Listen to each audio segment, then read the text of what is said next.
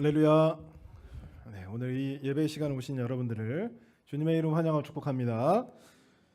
우리 함께 이렇게 외쳐보도록 하겠습니다. 끝까지 하나님을 따라갑시다. 우리가 이제 인생길을 걷다 보면 내 생각과는 다르게 하나님께서 인도하실 때가 있고, 또는 그게 때로는 이해가 되기도 하고 때로는 이해가 되지 않기도 합니다.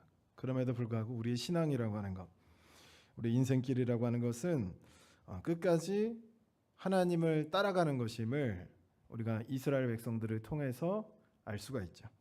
우리는 하나님이 인도하시는 삶을 살아가야 되는데, 방금 얘기했던 것처럼 좀 솔직히 이해가 안 갈 때가 좀 많습니다.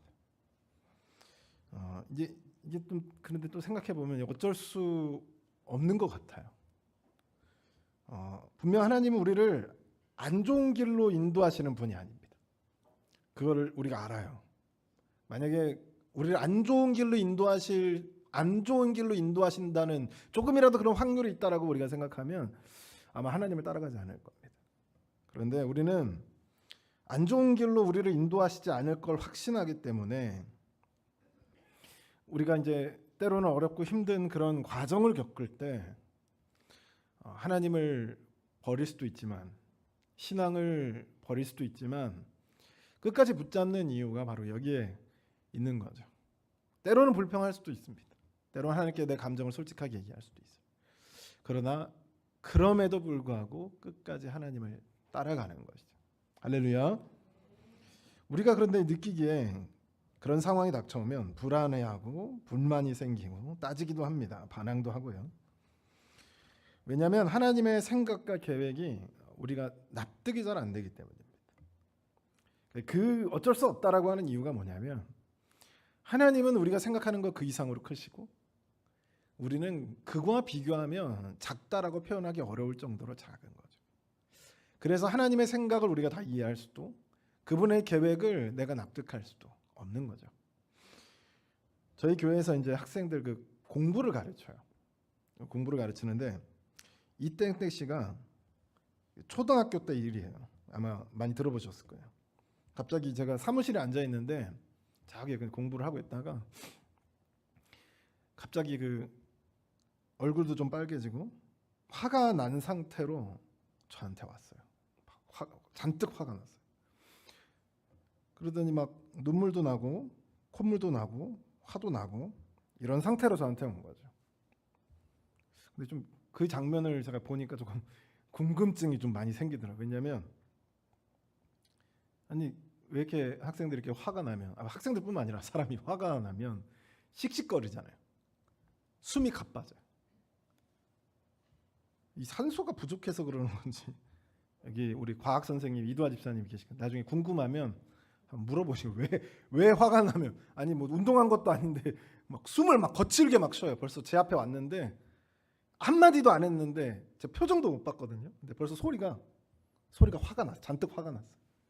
딱 옆에 보니까 화가 나서, 그때 초등학생이었거든요. 잔뜩 화가, 뭐 때문에 화가 났는지 그 다음 대사에서 알았어요. 저한테 이제 목사님 이렇게 얘기 안 했고 목사님 막 이러고 왔어요. 그러면서 저한테 왜 제가 한국 사람인데 영어를 배워야 됩니까?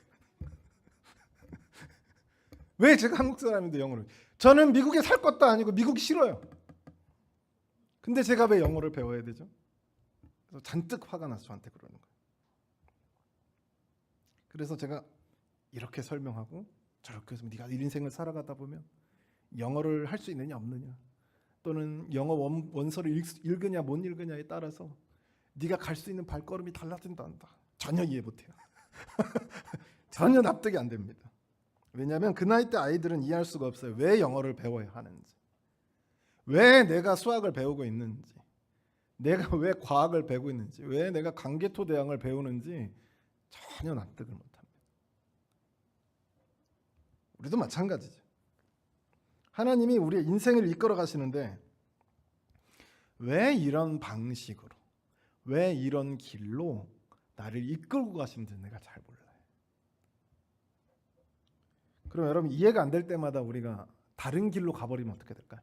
하나님을 따라가야 되는데 그 길이 마음에 안 들어. 다른 길로 가버려요. 그럼 우리가 어떻게 될까요? 더 나은 삶을 살 수 있을까요? 더 나은 행복을 찾을 수 있을까요? 그 길에서? 여러분이 발견하는 것처럼 불순종의 길은 항시 어떠했는지 기억하시길 주님의 이름으로 선언합니다. 다름이 아니에요. 불순종이라는 건 다름이 아닙니다. 하나님이 걸어가세요. 하나님이 갑니다. 그러면 그 길을 따라가는데 그 길이 마음에 안 드는 거예요. 그 방식이 마음에 안 드는 겁니다. 그 방식이 납득이 안 돼요. 그래서 다른 길로 가는 거예요. 그 다른 길이 불순종인데 그 길로 걸어가면 그 결과가 어떠했는지, 하나님 백성들이 어떤 결과를 맞았는지 우리가 이제 알게 되는 거죠. 이해가 안 될 때도 끝까지 하나님을 따라가시길 주님의 이름으로 소원합니다. 오늘 이제 이스라엘 백성들의 그 본문의 내용이 뭐냐면 이 12정탐꾼 이야기 아시죠? 12정탐꾼. 12정탐꾼이 10명이 이제 그 가나안 땅을 악평하고 2명이 이제 갈렙과 여호수아가 이 땅에 들어갑시다라고 해서 10대 2였거든요. 결국 이스라엘 백성들이 안 들어가겠다고 한 거예요. 그것 때문에 이제 그 원래는 남쪽에서 북쪽으로 올라가면서 가나안 남쪽으로 들어갔어야 되거든요. 근데 우리가 잘 알고 있는 것처럼 이제 경로가 어떻게 되냐면 40년 동안 이제 광야에 있다가 경로가 이제 이스라엘 기준으로 동쪽에, 여러분 보기에 이쪽이 동쪽인가요? 이쪽에 동쪽에 와서 건너가는 거예요. 요단강을. 그러니까 요단강이 있으면 이렇게 흐르고 있으면 밑에는 사해. 사해는 잘 아시죠? 그리고 요단강 북쪽으로 보면 우리가 잘 알고 있는 갈릴리 호수 이렇게 있습니다. 그러니까 그 사이를 건너는 거예요. 그래서 본문에 이제 지도를 보시면 자, 여기가 산이에요. 지금 이스라엘 백성들이 어디를 가려고 하냐면 에돔 땅을 지난다고 표현해요. 여기 이렇게 산들이 이렇게 나오는데 원래는 이쪽으로 가야 돼요. 이쪽으로 건너면 이쪽으로 이제 가면 이 산맥이 딱 막고 있는데 딱 하나 길이 딱 하나 있어요. 그 길로밖에 지금 못 가요. 요단강 동쪽으로 그쪽밖에 못 가요. 그래서 오늘 본문에 보면 그 모세가 에돔 왕에게 우리가 좀 당신의 땅을 좀 지나가겠다. 이 길이 그 길입니다. 그러니까 에돔 땅을 중간에 지나가는 길이에요. 그 땅을 만약 못 지나가면 저기 밑에 표시되어 있는데 빨간색 화살표 있죠. 거기까지 내려가야 돼요. 그러니까 조금 과장하면 지금 남양주에서 부산까지 돌아가야 되는 거예요. 그러니까 산맥이 길을 막고 있어요. 다 절벽이에요. 그래서 저쪽 길이 아니면 위에 길이 아니면 밑으로 쭉 내려와야 돼요. 저기 이제 그 홍해가 보이시죠? 왼쪽 홍해와 오른쪽 홍해가 있는데 이 반도 사이에 오른쪽 홍해, 왼쪽 홍해가 있는데 이 오른쪽 홍해를 만나서 거기를 찍고 돌아서 가야 되는 거예요. 그쪽밖에 없어요. 그 산맥을 지나는 길이. 이 나라의 국경선입니다.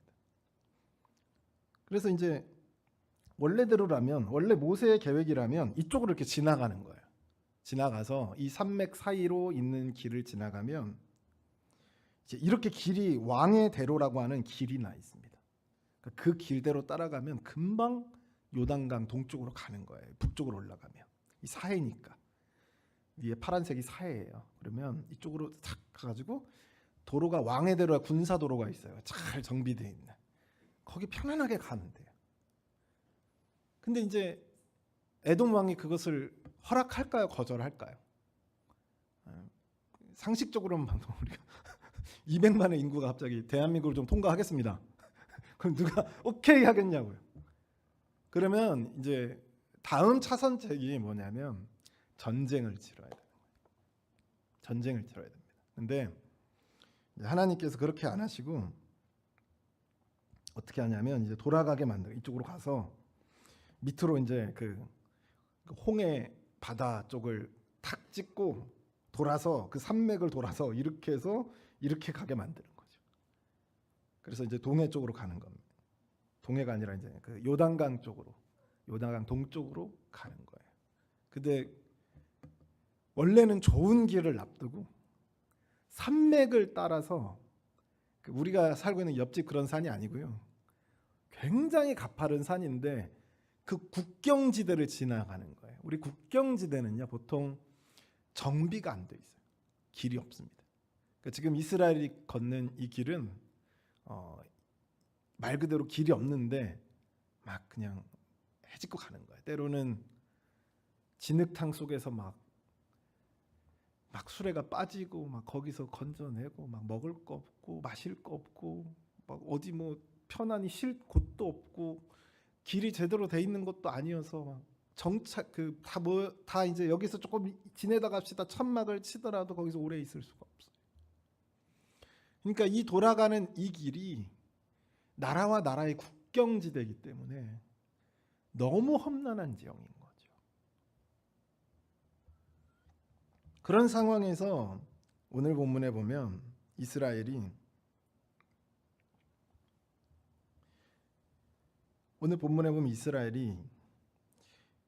한번 찾아볼까요? 민수기 21장 4절에서 9절입니다.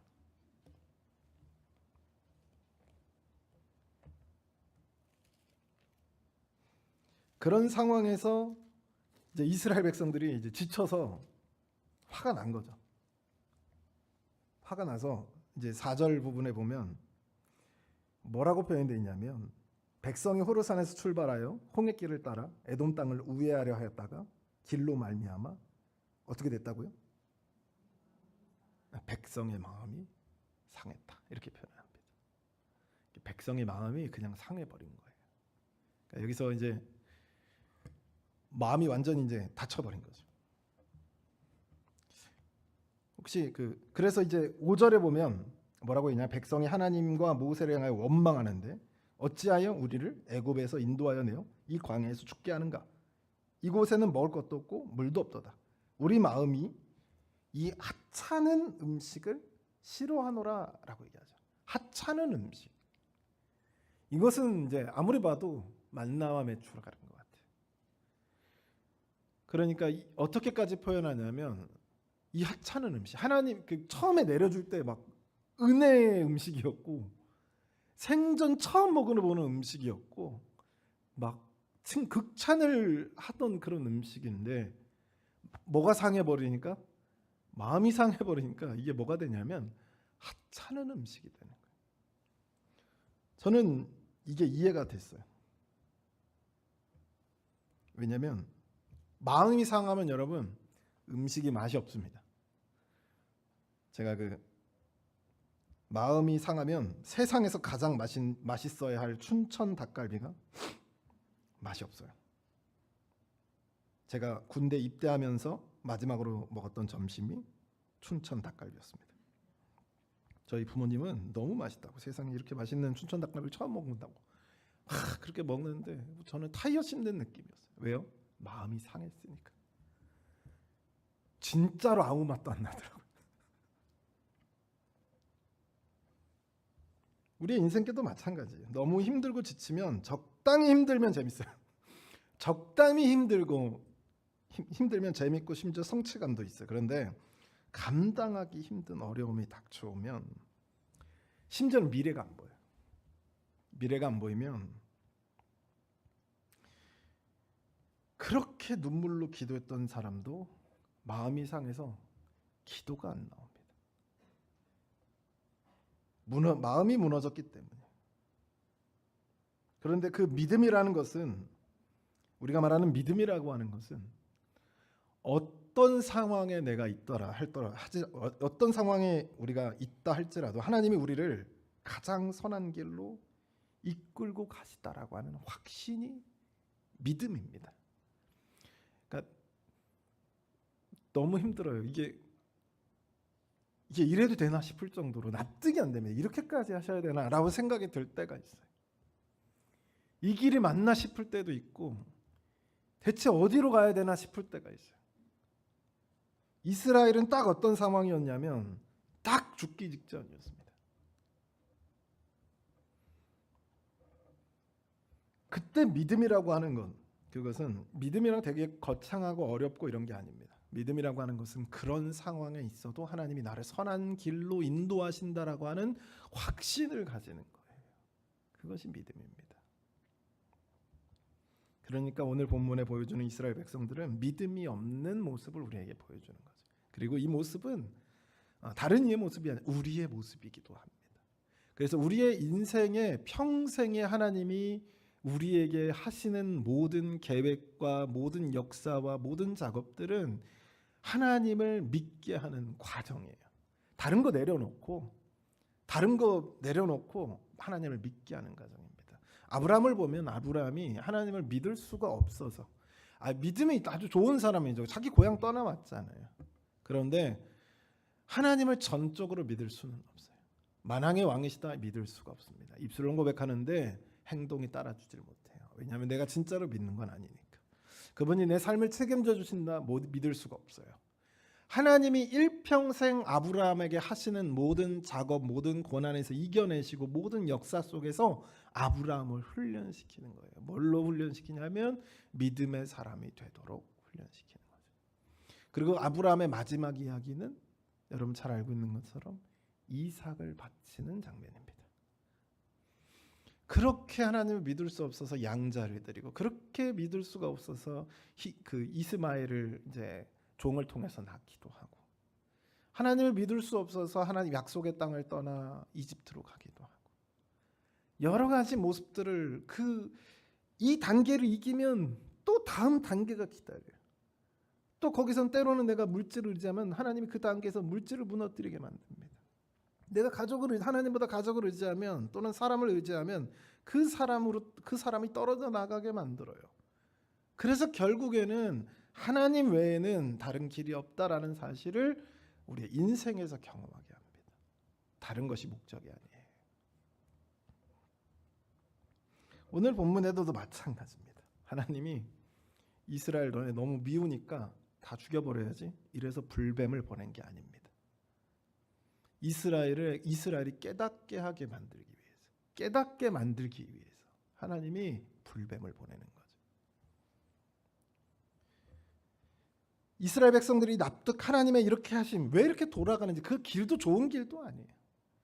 자기네들이 생각했을 때 거기 딱 자기 눈에 보였던 그 큰 대로, 그 좋은 길, 거기로 따라갔으면 금방 요단강 동쪽으로 가는데 이게 한참을 돌아가게 만드느니 차라리 전쟁을 하게 만들지. 근데 하나님이 에돔하고는 싸우지 말라고 했거든요. 왜냐하면 에돔은 이제 에서의 그러니까 형제 나라예요. 그래서 모세가 요청할 때 형제 이스라엘이 요청한다고 얘기를 해요. 그래서 싸우지 말라고 합니다, 하나님이. 그래서 그렇게 길을 삥 둘러가는 거예요. 근데 그것 때문에 마음이 상해서 하나님을 납득할 수 없어서, 하나님의 생각을 이해할 수가 없어서 결국에 하나님께 항변합니다. 그러자 하나님이 어떻게 하냐면 그때 하나님은 이해가 되지 않을지라도 하나님을 따라갈 수 있는 사람으로 만들기 위해서 불뱀을 보내는 거예요. 이 독뱀처럼 보이는데 성경은 독뱀이라고 안 하고 일부러 불뱀이라고 얘기합니다. 그래서 이 불뱀을 하나님이 이스라엘 백성들을 심판할 때 뭘로 심판했냐면 항상 불로 심판했거든요. 그 구름 기둥, 불 기둥 아시죠? 똑같은 거라고 얘기했어요, 그죠? 구름 기둥, 불 기둥이 똑같은 거예요. 다른 게 아니라 똑같은 건데 거기서 불이 나와요. 이스라엘을 막 그을려 버립니다. 사이드 쪽을. 그렇게 심판하시기도 했는데 거룩한 불. 그래서 때로는 성전에 있었던 그 불을 사용하시기도 하시고. 그렇게 하나님께서 심판하셨는데 굳이 이 뱀을 독뱀이라고 안 하고 불뱀이라고 한 것은 이 불뱀의 성격이 어떤 건지 우리에게 알려주기 위한 거예요. 이것은 거룩한 거죠. 이스라엘을 거룩하게 만들기 위한 하나님의 작업이라는 것을 보여줍니다. 그래서 결국 이 불뱀의 대상이 됐던 사람들은 무작위 아무나가 아니라 아마 주동자들이었을 거예요. 이 이스라엘 백성들을 선동하고 이 행진을 막아섰던 이 주동자들일 겁니다. 그리고 여러분 기억하세요. 이 주동자들은 보통 이스라엘의 그 지도자들입니다. 그래서 우리 교회도 이제 지도자분들이 잘 계시죠. 우리가 이러지 않도록 항상 각별히 조심을 해야 돼요. 하나님은 특별히 지도자들에게 관심도 많고 특별히 지도자들에게 실수를 했을 때 하나님이 용납하지 않는 경우도 많아요. 그래서 이 불뱀의 대상이 됐던 사람들이 이렇게 죽어나가기 시작하는 거예요. 그때 이스라엘 백성들이 이제 이 불뱀에 물려서 죽어나가니까, 사람들이 죽어나가니까 모여서 하나님께 회개를 합니다. 모세 앞에 모여서 회개를 해요. 그때 하나님의 해결하시는 방법이, 여러분 주목하셔야 돼요. 하나님 해결하시는 방법이 불뱀을 없애버리는 게 아닙니다. 하나님이 그 불뱀에 물렸던 사람들을 싹 치료하는 방식으로 일하지 않으세요. 뭐 어떻게 하냐면 하나님의 목적이 명확하게 보이는 겁니다. 노뱀을 만들어요. 노뱀을 만들어서 그거를 바라보면 살 수 있도록 만들어줍니다. 하나님은 얼마든지 기도하면 착 치유할 수 있어요. 하나님 원하시면 모세 지팡이 들고 치료한다. 그리고 치료할 수 있어요. 때로 하나님의 불뱀을 그냥 싹 걷어가 버릴 수도 있습니다. 그 하나님만. 근데 하나님이 하시는 방법에는 항상 그 목적이 녹아져 있어요. 노뱀을 바라보게 만드는 거죠. 이건 상징적인 거예요. 불뱀에 물렸을 때, 독뱀에 물렸을 때 죽기 직전까지 갔어도 뭘 바라보면 노뱀을 바라보면서 사는 거예요. 그러니까 그와 같은 거죠. 이 광야의 길에서, 이 우회하는 길에서 길도 없고 먹을 것도 없고 마실 것도 없어. 그래서 지금 당장 죽을 것 같은 그 상황에서도 하나님을 바라보면 산다는 거죠. 그런데 내 고집대로 노뱀 바라본다고 어떻게 살아? 이해가 안 되잖아요. 납득이 안 되고. 납득되시는 분 있어요? 노뱀 바라본다고 살 수 있다니 납득되는 사람이 있습니까?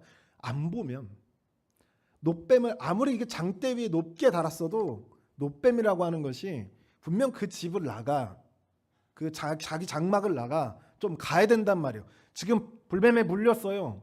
카운트다운이 들어갔습니다. 숨이 가빠오고요. 땀이 막 식은땀이 나요. 몸이 차가워집니다. 그 상황에서 안간힘을 써서 이 장대 위에 있는 노뱀을 보러 가야 돼요. 가족들하고 인사 이걸 못합니다. 지금 빨리 노뱀 보러 가야 돼요. 근데 이게 납득이 안 된다고 출발 안 해버리면, 조금 지체하면 그 사람 죽는 거예요.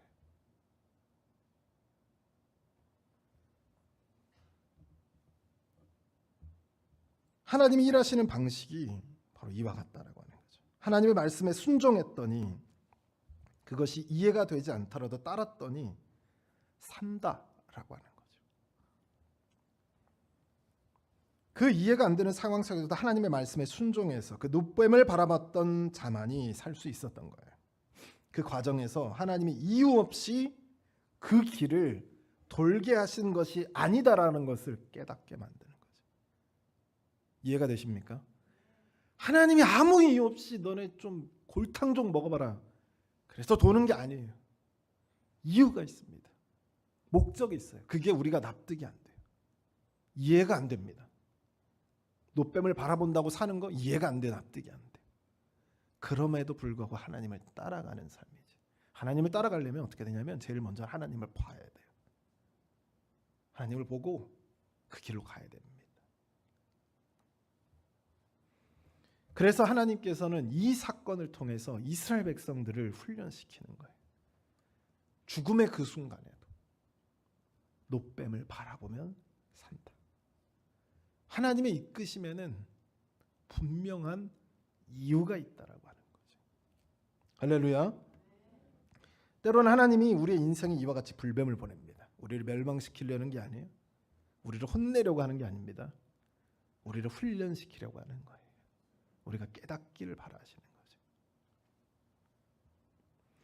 깨닫기를 바라시면서 이 길이 너를 멸망하는 길이, 멸망시키는 길이 아님을, 나를 따라오는 이 길이 너를 멸망시키는 길이 아니라 오히려 네가 사는 길임을 알려주시는 거죠. 깨닫기를 바라시는 거예요. 그래서 내 인생에 불뱀이 들이닥쳤을 때 노뱀을 바라야, 노뱀을 바라봐야 합니다.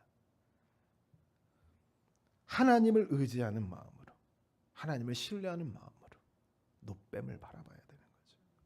할렐루야. 여러분 가만히 생각해 보세요. 만약에 왕의 대로를 이스라엘 백성들이 갔다. 그러니까 아까 얘기했던 그 이렇게 돌아가지 않고 그 대로 큰 길로 해서 그 골짜기를 지나 왕의 대로를 타고 올라갔어요. 어떤 일이 일어났을까? 그 왕의 대로를 못 가고 또 이렇게 한참 돌아갔거든요.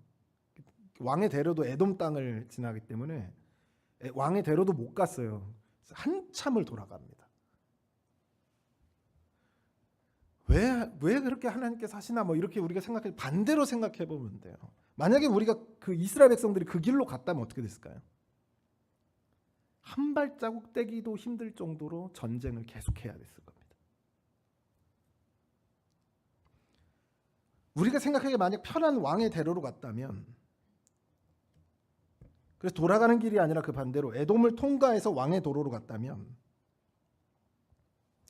실제로 보면 이렇게 삥 돌아가는데도 불구하고 몇 번의 전쟁이 있어요. 그 국경선을 지나는데도 나라와 나라의 그 국경 사이를 이렇게 피해서 지나가는데도 가만히 내버려두지 않는다니까요. 그래서 몇 차례 전쟁이 있어요. 근데 만약 왕의 대로로 갔다면, 그 왕의 대로는 나라들 다 지나가거든요. 어떻게 됐을까요? 말 그대로 전쟁에 전쟁을 거듭했겠죠.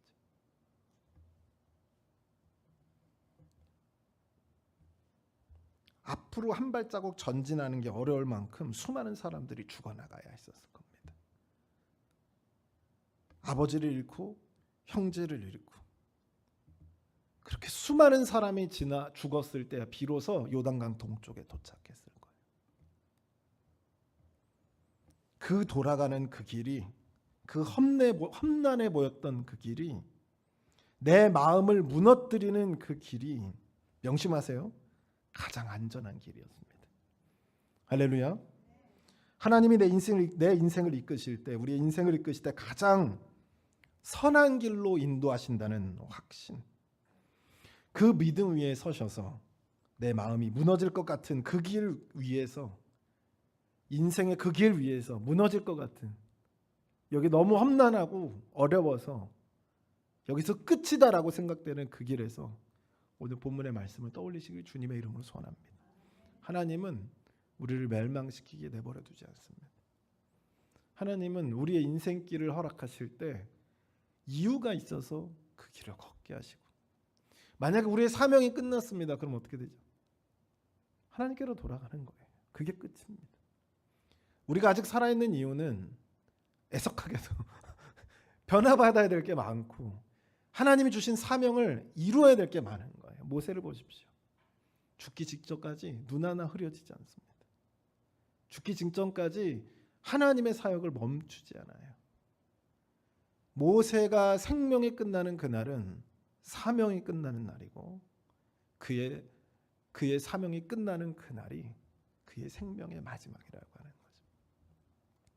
사랑하는 성도 여러분, 인생길을 걷다가 오늘 본문처럼 험난한 길을 만났을 때 이 말씀을 부여잡고 그 길을 잘 건너가길 주님의 이름으로 소원합니다. 자, 기도하겠습니다. 사랑의 하나님 아버지, 오늘 민수기 21장의 말씀을 통하여서 가장 안전한 길이 어떠한 길인지, 하나님을 따라가는 것이, 하나님의 길을 걷는 것이 가장 안전한 길임을 오늘 본문의 말씀을 통해서 우리가 다시 확인합니다. 때로는 힘들고 어려운 그 길, 인생의 그 길을 만났을 때 우리가 이 말씀을 떠올리게 하시고, 우리가 믿음으로 하나님을 끝까지 쫓는, 놋뱀을 바라보며 끝까지 쫓아갈 수 있는 놀라운 삶으로 함께하여 주시옵소서. 이 모든 말씀 우리와 함께해 주실 줄 믿으며 예수 그리스도의 이름으로 받들어 기도드리옵나이다. 아멘. 우리 찬송